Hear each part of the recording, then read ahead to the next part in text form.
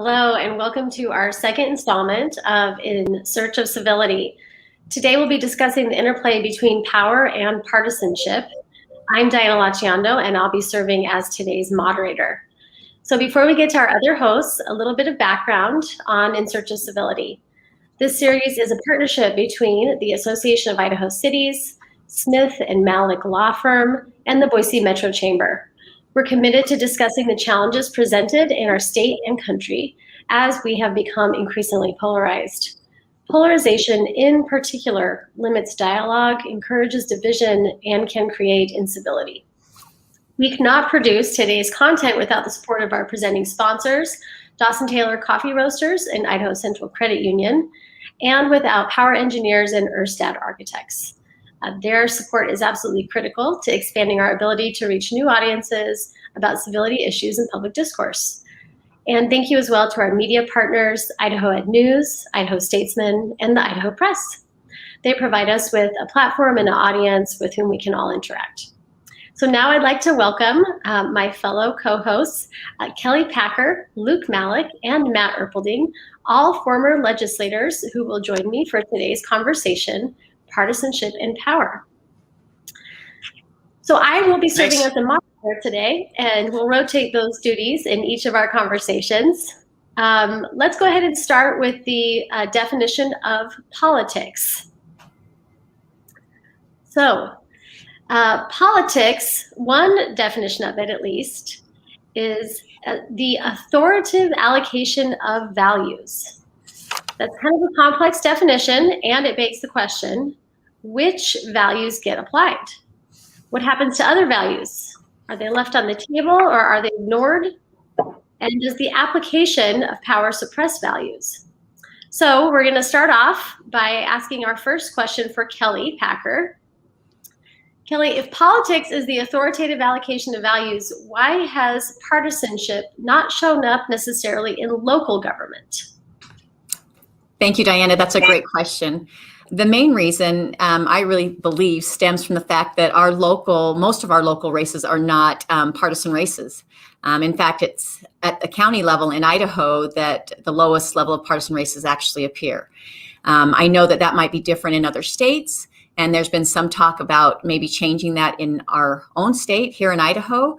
But I believe that's what's held off a lot of the partisanship that you see at the higher levels of government and the dialogue that happens within the halls of, say, our capital or DC. The thing that worries me the most about changing that dynamic, though, here in Idaho is that many of the issues, if not all of the issues, are not partisan related.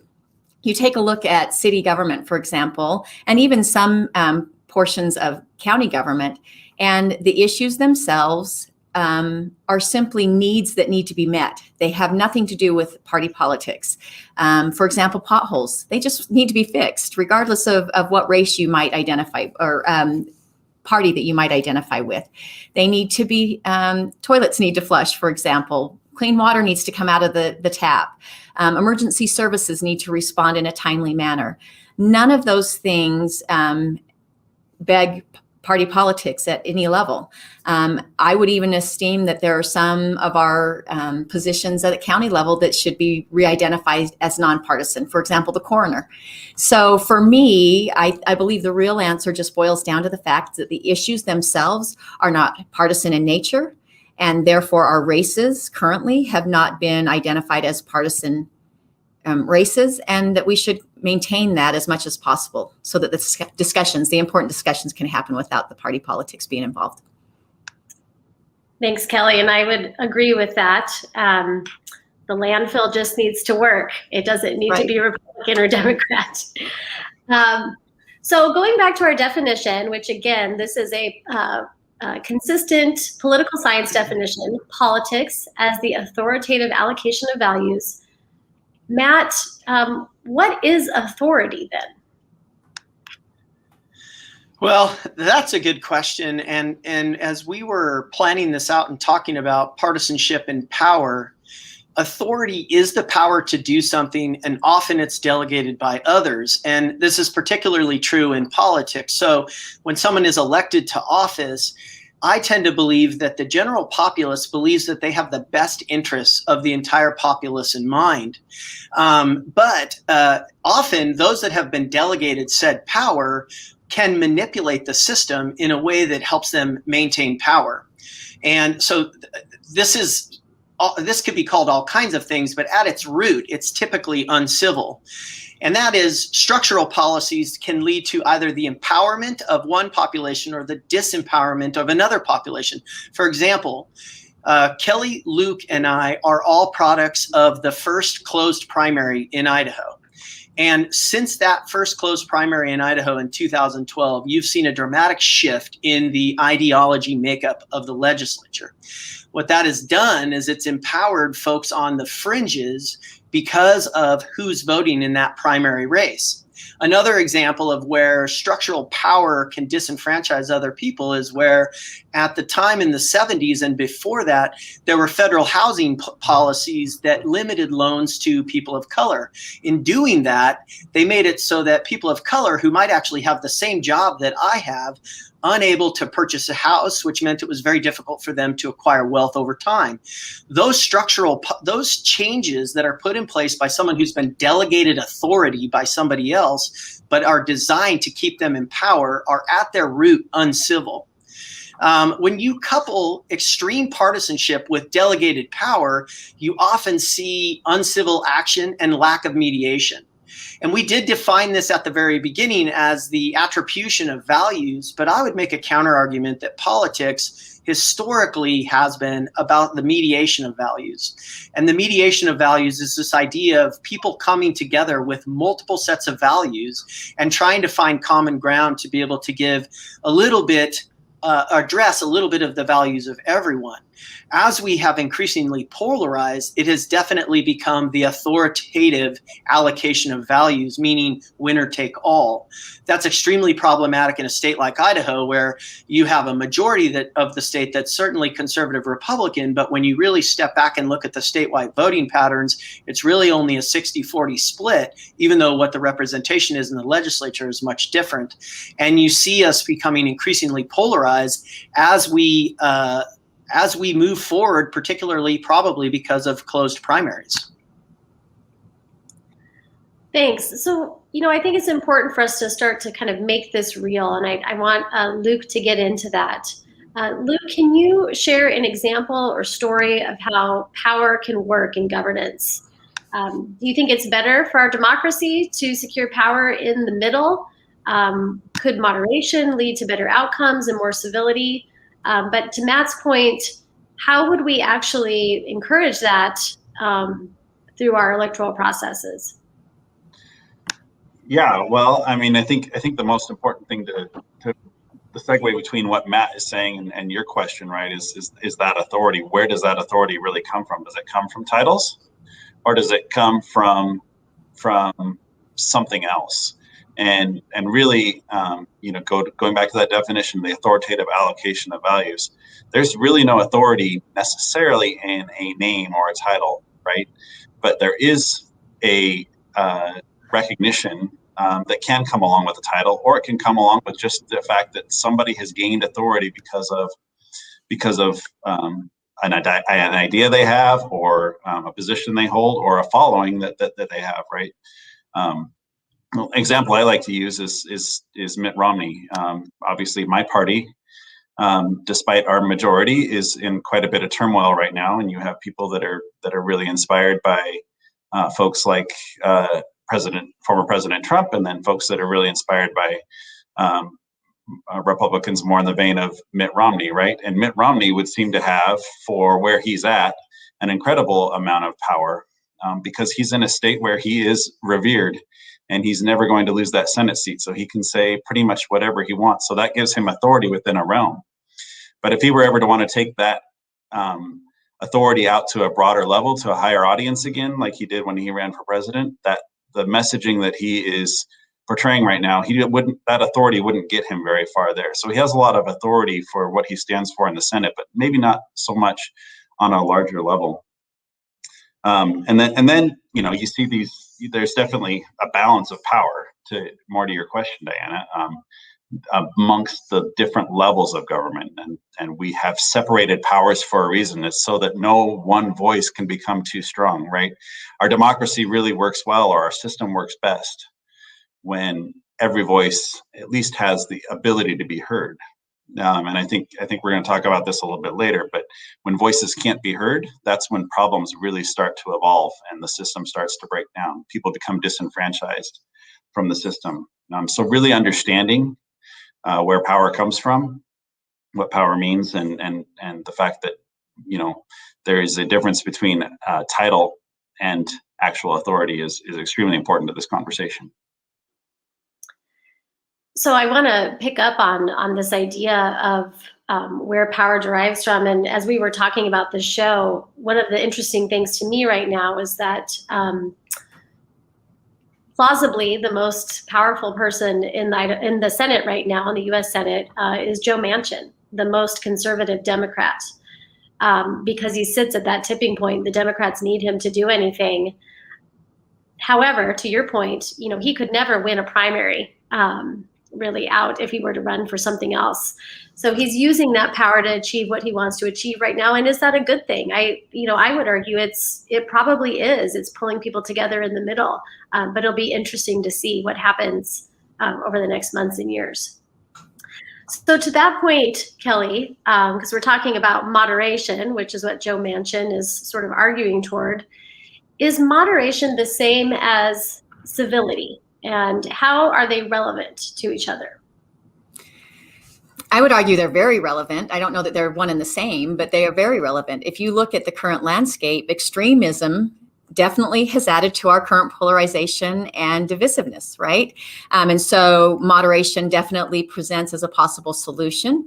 However, individuals don't have to lose their own identity, their value systems, their ideology even, in order to meet people in the middle, to reach across the aisle, to have those important conversations, and to, heaven forbid, use this dirty word of compromise in their discussions with each other. It's really sad to me that moderation and compromise have been villainized the way that it has, because we will never have the hard questions and find the real solutions without both of those components, which then leads to your question. They obviously lend to the civil conversations that are needed in order to find true solutions. Being able to hold passionately and your positions and argue strong opposing views is actually essential to this process as well, right? And it's a critical part of free society. But we need to be able to debate without injecting irrational and emotional rancor.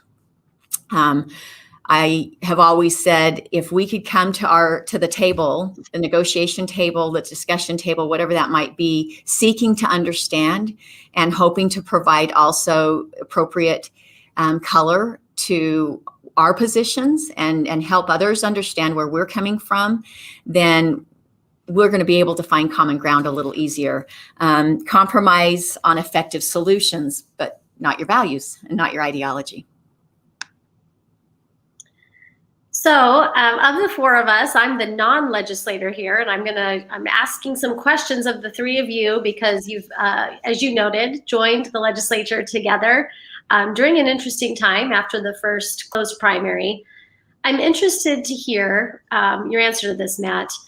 People in the legislature are tasked with representing their entire district, but how does that actually manifest inside the body? That's a really difficult question. I think all three of us would have similar answers. I represented a district that was essentially split 65-35, Democrat, Republican, and there were times when Republicans reached out to me asking for help on certain issues. And in the back of your mind, you know you are tasked with doing the best job you can to represent as many people as you can in the district. And so from a constituency services perspective, anyone that I could help, I would help. But then came the matter of voting and the political matter of who put you in that office. And so the three of us were first generation closed primaries. So I won the first Democratic closed primary in District 19 with less than 50% of the vote, which means Of the 65% of the district that's Democrats, I won 40% of those that 48% of those that actually voted, and then I won the general. So that essentially means that less than half of the 65% are the people that put me in my office. That's even more common in some of the jungle races in some of the Republican primaries across the state, where you could have a Republican member of the legislature get to the legislature with 27% of the vote in a primary because there were 5 people there. And that 27% is often who they're answering to. From a structural perspective, that's really hard because when you get to the body, you're supposed to represent everyone, but those primary threats kind of keep people at bay. And what that does is it leads to, and I was guilty of it just as anybody else, but it leads to a little bit of political cowardiceness, because what you might know is best for your district might actually endanger you with that group that put you there in your primary. This is particularly true as we get more and more polarized and more factional, where the far right is electing people or the far left is electing people. So eventually 50% of 50% of 100% of the people elect you. You can't effectively represent your entire district when you're only catering to 25% of the total people. But there are some structural changes that could be made that would improve people's choices. Also, bear in mind that folks have families, they have kids, they have jobs. They're not like many of us that are political junkies and they're thinking about it all the time. Like, they generally believe that the person that they pick is going to serve them well in the legislature. And many of them might not think about it again for the next 2 years. But there are some structural changes that could be made. Alaska just made a change in theirs through a ballot initiative. So now they have ranked choice voting. And Lisa Murkowski is kind of a profile in courage in terms of her vote to impeach. But also she won a write-in candidacy against a right-wing Republican and a Democrat during a general election because of the strength of her name. And Luke was talking a little bit about how in Alaska, she has so much referent power that she can have tremendous influence and win a write-in candidacy. But now she might even be in a better position because of ranked choice voting, and it puts her in a place where she might be the second choice for Democrats, but that might be enough to get her over the top to a 50-plus vote. So what it does is it theoretically pulls people to the middle, whereas Idaho's election system pushes people to the outside, which is polarization, which inevitably leads to partisanship and misuse of power and ultimately polarization. So there are a lot of options out there that would increase our behaviors at the voting booths, but how we interact with each other inside of the legislative body when we only represent 25% of our district is really problematic and leads to viewing the Democrats as demons. I mean, there's a comment here that if you look at the comments that are currently happening on our social stream, you have people that are just out there trolling. Don't bring any value to the conversation, but they certainly feel comfortable trolling.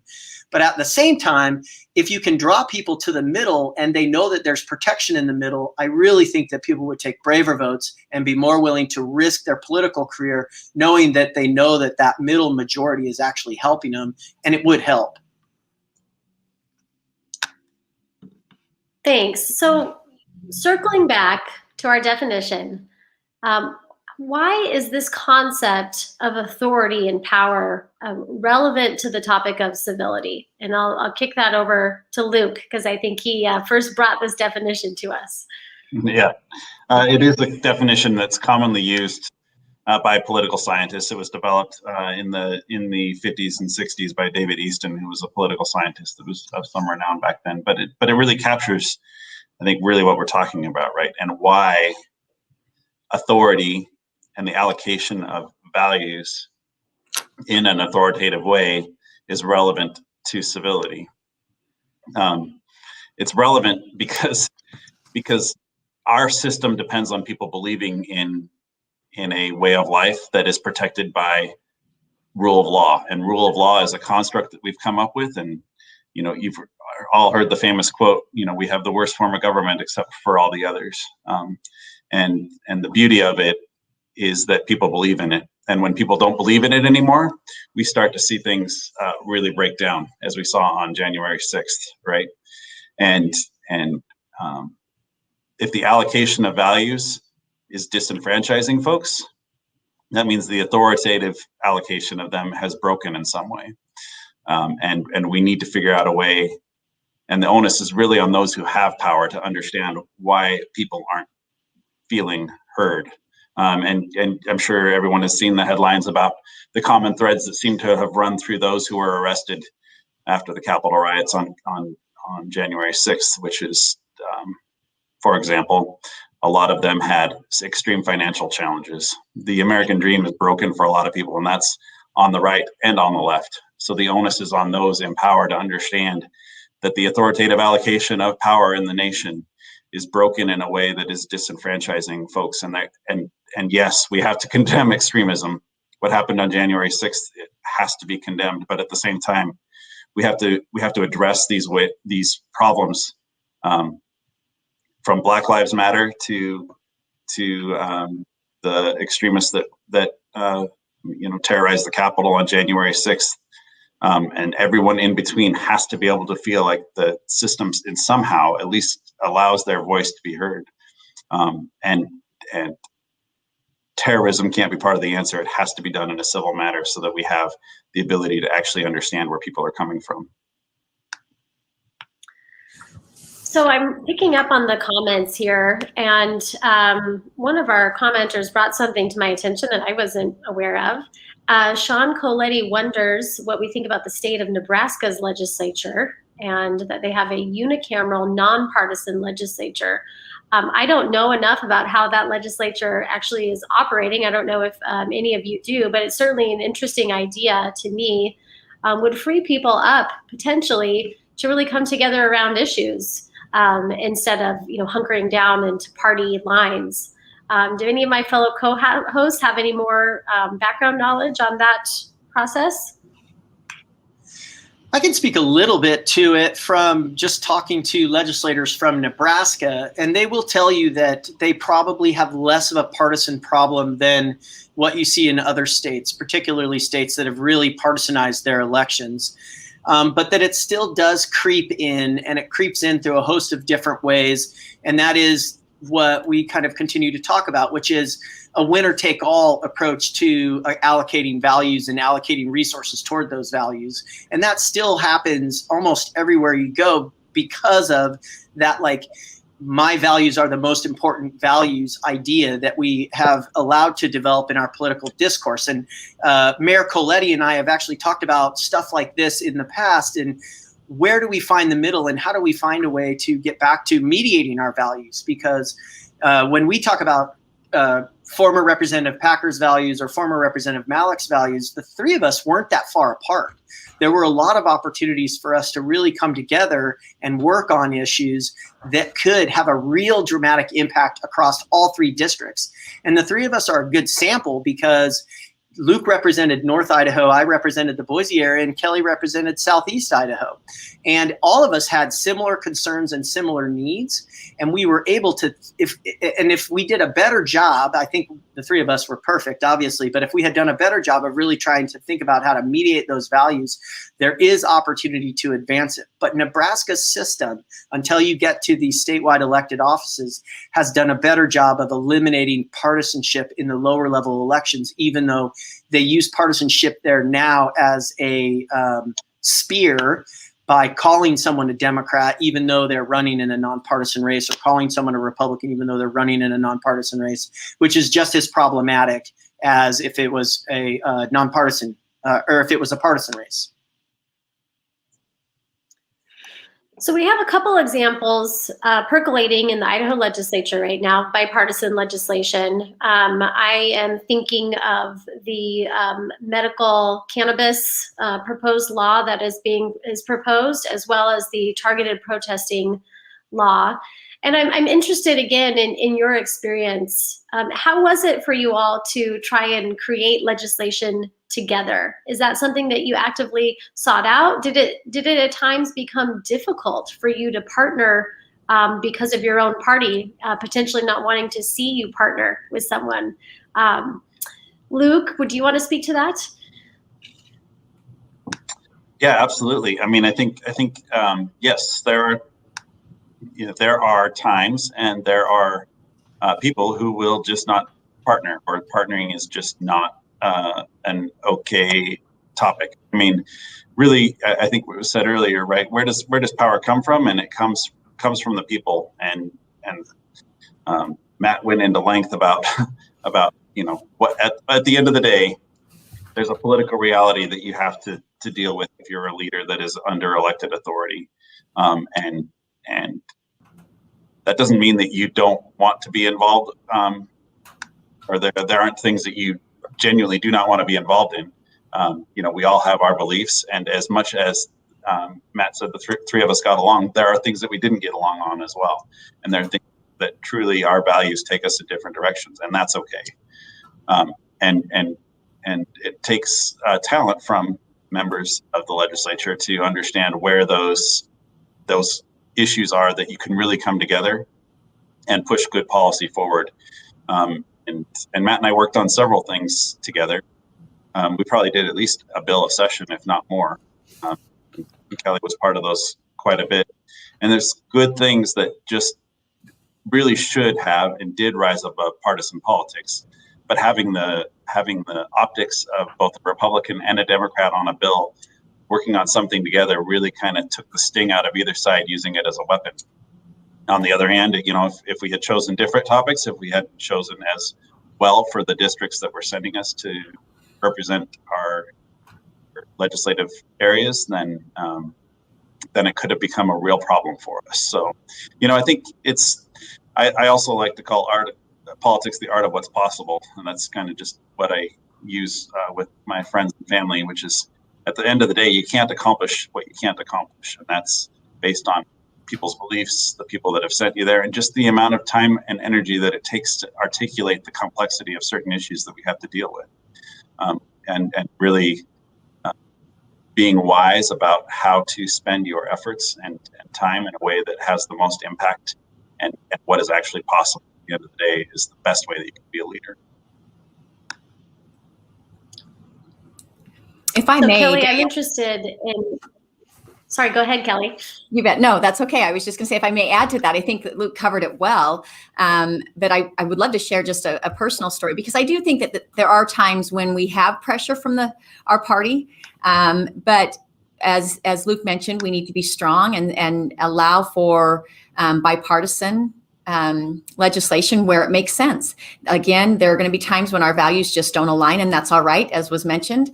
But for the most part, there's many, many issues that we deal with on a regular basis that have nothing to do with party politics. And to be able to recognize that and recognize that we are all elected officials that have been sent to Boise, in this case, to do a job for our districts and for the state. And we need to make sure that we can reach across the aisles and have the discussions, frank discussions, and discussions meant to truly find good solutions, or we're failing those that we represent. And so, yes, hang on to your ideology and your values, but cross over as much as you possibly can where it makes sense. I think it's critical. But I'll share with you my freshman year when I got there. I, wide-eyed and didn't really know what to expect, but also excited about digging in and solving some things that I thought were necessary to address, and anxious to get to know all of the 105 legislators that were there. I guess 104 because I already knew myself. But anyway, to really get to know them and to work together where it made sense, and to dig in and fight for those things that I believe in where that made sense. And I was surprised by the pressure that, especially as a freshman, that I received in just having a conversation with a Democrat colleague. There was a member of our House whose wife was going through some serious health issues, and this gentleman was gone for a short period of time. And when he came back, he was somebody that was just always really kind. And I was excited to see that he was back. I was anxious to find out how his wife was doing. And I engaged with him in a conversation as before the floor session started, and just asked, how is she? And how are you? And are you doing okay? Is there anything you need? Right? Just that type of conversation you have, human to human. And I then went to my seat and sat down to get ready for the floor. And no sooner had I sat in my seat than my phone rang. I could see who it was by the caller ID on the phone. And I picked it up, and they said, "What were you doing talking to Representative so-and-so?" And I said, well, I was just checking to see how his wife was doing and welcoming him back and having just a conversation. He says, you realize he's a Democrat, right? And I remember just being taken up short and shocked. And I thought, okay, that was probably a joke. So I looked back at where the caller sat behind me and could tell they were serious. And I was stunned. And I remember saying to them, they're a human first. And I hung up the phone and was really disappointed that day in what had just happened. And that in this wonderful house that I got to have the privilege to represent my district in, that would even have been said, that would even go on. So it is up to each one of us as individuals to say, we're going to continue to treat people like people, and that we are going to recognize the human in every discussion, regardless of their party politics. And we are going to not compromise our values and our ideology, but we are going to treat people better and make sure that we can still be humans with each other. Sorry, go ahead, Matt. No, I was just going to say one of the things that Luke and I partnered on was an inspector general. We partnered on it multiple times and ran into a buzzsaw because it would have changed some of the structural issues within the legislature. And so it wasn't uncommon to find things that you could work on that were around transparency or about better government or improving how we did business or allowing citizens to file complaints when they had concerns about violations. But it was common to then partner on that and then run into some pretty powerful buzzsaws that came along, which is part of the process. In my opinion, the minority, because they need Republican votes to pass things, have a tendency to be more collaborative. But I don't necessarily think that's because Democrats are more collaborative. I think it's because what Luke was talking about, politics is the art of the possible. If you're in the minority and you don't have anyone from the majority willing to help you, you're not going to pass your ideas. And so when you look at legislatures across the country that have more of a 50-50 split, you see a lot more collaboration. And that collaboration may not be because they necessarily value it, but because politics is the art of the possible. And you end up with better policies in the end when those collaborations take place. So it's kind of an interesting little twist. So one of the questions I'm picking up on here, again, thank you, Sean Coletti, for providing some really interesting questions. When do you make the hard choice to vote your conscience, even when it's not necessarily what the majority of your constituents support? And I'll lead it off just because it's really fresh in my mind. Obviously I was sitting on the Board of Health this past year and having to make decisions that I never expected to on a Board of Health. And voting for a mask mandate was really a challenging one, I'll tell you. And when we didn't have a lot of time to take a poll, to assess. If I were to, gauge my emails, it may have been more unpopular, but it's something I felt was the right thing to do for my conscience, regardless of obviously what the electoral outcomes were going to be.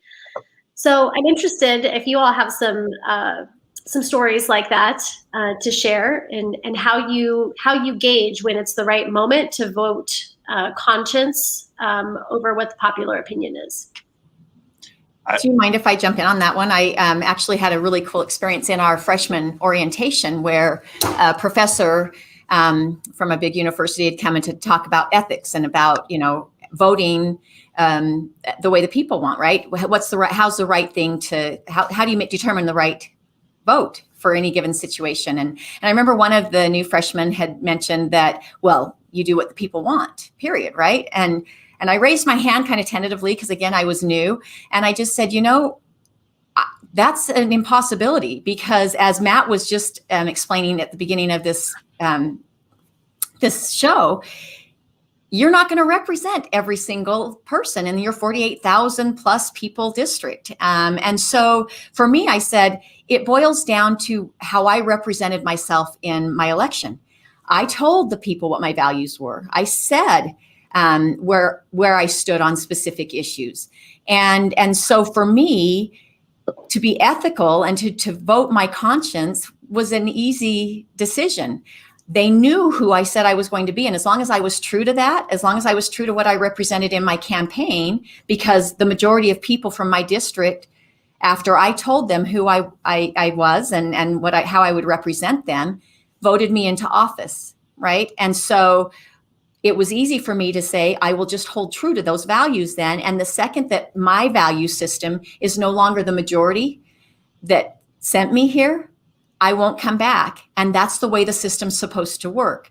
And so, yes, you cross over the aisle and you work on issues where that makes sense. But there was a line for me, and I wasn't going to cross that because it was the line that I promised my voters I wouldn't cross. And it represented who I said I would be. And then it's the second that my value system no longer represented the majority in my district, I shouldn't come back to Boise. You mind if I speak to that for 1 second as well? Because when you think about your constituents, you have 48,000 constituents. And really, you should be there to vote on behalf of your constituents. But it can be very difficult to get a really good gauge on where your constituents actually stand. So a lot of times we tend to be most responsive to the loudest constituents, and the loudest constituents do not always represent your entire constituency. So I found it very challenging to both vote my conscience, which I was more okay with, but to feel like I was effectively representing 50,000 people, because I didn't have the resources to hear from 50,000 people. I probably heard from 10,000 people, and I knew who I was hearing from. They were the most loud members of my district, and their view was important. But often I really struggled with, am I truly representing a district that's 50,000 people when I haven't heard from them? And one way to go out is to raise money and go out and do polls and stuff like that. But it's extraordinarily difficult to make that happen. And so Sean's question is really great question, because how do you know you're actually representing your entire constituency if you're not engaging, with thousands and thousands of them on a regular basis? You begin to get this feeling of, I know my constituency, whether you do or otherwise, and that can be really challenging. Luke, anything you wanted to add to this? I would just echo what has been said. I had many town halls where someone was poking me in the chest, asking me how I could do something when my constituents didn't want it. And it was always a really interesting concept to me that I could be in a room of 100 people and not have consensus on that issue in that room, but have the assumption that everybody in the district wanted something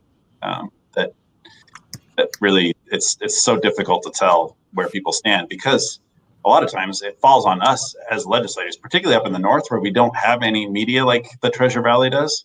In Coeur d'Alene, there was no TV station, right? It was my town hall where most people got their news about what was happening during the legislative session. So, I think part of what Mayor Coletti is getting at is really the responsibility that leaders have to articulate the complexity of issues, because that's where the conscience lies. It's like I can make a decision, and you may not agree with it on the face because of how it's been framed by a special interest group. But at the end of the day, it's my job to say, okay, here's the reason I made this decision, because it's in line with my conscience. And by the way, my value set is very similar to yours on this issue. And you've either been misled or didn't have all the facts. And I'm here to listen. But I'm also here to explain why I made the decision that I made. And so really, I think at the baseline, Kelly said it well, that there's really no choice. You vote your conscience, and then you do the work to make sure that people understand why you made that choice. Well, I want to thank everybody for today. Our time is about up. Really appreciate all the comments, certainly appreciate the conversation. And in and of itself, this is an opportunity, again, for us to come together across party lines, to have these sometimes hard conversations. I want to thank all of our sponsors and remind everyone to follow everyone on this list and their organization to stay up to date for future conversations. Please spread the word. We're trying to do our part to bring civility back into these conversations. Thank you all so very much. Thank you. Thank you, Diana.